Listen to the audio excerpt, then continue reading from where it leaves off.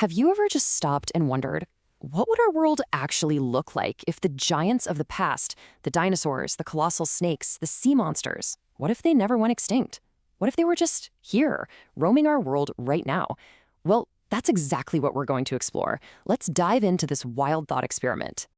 And let's be clear, we're not talking about some slightly bigger lizards or birds here. We're talking about creatures so unbelievably massive, so powerful that our modern world would be completely, utterly unprepared. The scale is almost impossible to wrap your head around, but we're going to try. All right, so first up, let's meet the titans of the land.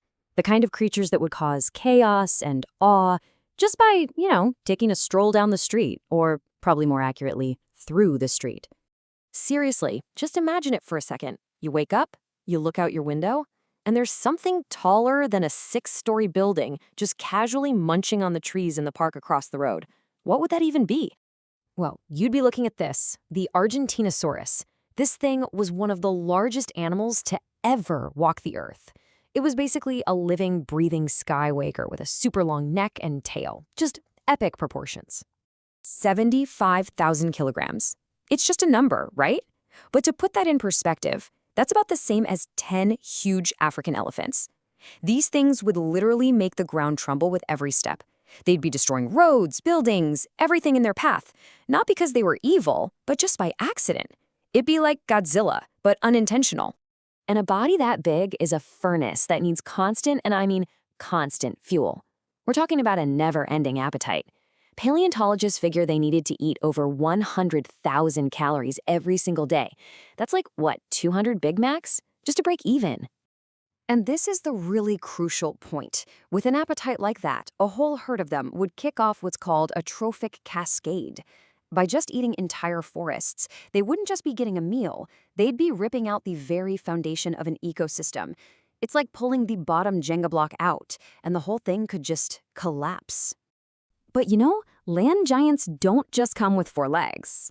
Let's go back about 60 million years ago into the hot, swampy jungles of South America, because slithering through there was one of the deadliest predators of its time, the Titanoboa.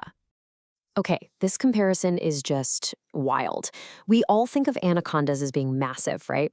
Well, the Titanoboa basically makes an anaconda look like a garden snake. It was nearly 3 times longer, 4 times heavier, and its body was so thick it would come up to your waist. And it was terrifyingly good at its job. It didn't have any venom, but honestly, it didn't need it. First, it would just grab its prey, like giant crocodiles with these sharp hooked teeth. Then came the squeeze, a constricting force so immense it just cut off all blood flow. And finally, because its jaw could stretch past its own skull, it would swallow its meal in one piece. Okay, if you thought the land was bad, let's just take a quick dive beneath the waves. Because as terrifying as those land giants were, the prehistoric oceans, they were home to a whole different class of monster. This is the Mosasaurus. And here's a really important thing to know. This was not a dinosaur. No, this was a giant lizard, kind of like a Komodo dragon, that over millions of years evolved to become the most terrifying thing in the ocean. And yeah, that school bus gives you a pretty good idea of its size. The largest mosasaurs were even longer than that. They had a tail like a shark for power and, get this, a double-hinged jaw, just like a snake. That meant they could swallow prey that was unbelievably huge. And what did they eat? Basically anything that moved. We know from fossils their diet included sharks, whales, giant turtles. They even ate other mosasaurs. They were the undisputed top predator in every single ocean on Earth. If they were alive today, things like sailing or surfing, yeah, those wouldn't be hobbies anymore, they'd be survival challenges. Okay, let's jump forward in time to a more recent prehistoric era. These creatures are a little more familiar to us, and putting them back in our world would have some very surprising results. So, meet the giant sloth. And yeah, like its modern relatives, it was slow-moving, pretty chill, mostly harmless. But the key difference here was scale.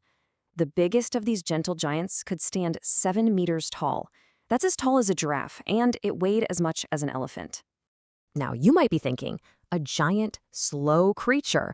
What kind of impact could it really have? But it turns out this ancient animal is the reason we have one of our favorite modern foods. Any guesses what it is? That's right, avocados. The giant sloth was one of the very few creatures big enough to swallow that huge avocado pit whole, wander off for a bit, and then, well, deposit the seed somewhere brand new, complete with its own personal batch of fertilizer. Without them, avocado toast might not even exist. And of course, you can't talk about the Ice Age without talking about the iconic woolly mammoth. Much like elephants today, these guys were what we call ecosystem engineers. By knocking down trees, they kept grasslands open, and by spreading seeds, they literally shaped the landscape of their time. And this brings us from a hypothetical what if to a very real question that scientists are actually wrestling with today. The idea is called de-extinction, and it's slowly moving from the pages of science fiction into the realm of real scientific possibility. So why mammoths and not a T-Rex? Well, it all comes down to DNA. DNA, like any organic thing, breaks down over time, and after about 1.5 million years, it's pretty much useless. Dinosaur DNA is over 65 million years old, so it's just gone. But a mammoth's DNA, that's recent enough that scientists are actively working on plans to fuse it with the DNA of its closest living relative, the Asian elephant. But even if we can, the ethical questions are massive. How would a resurrected animal impact our modern world?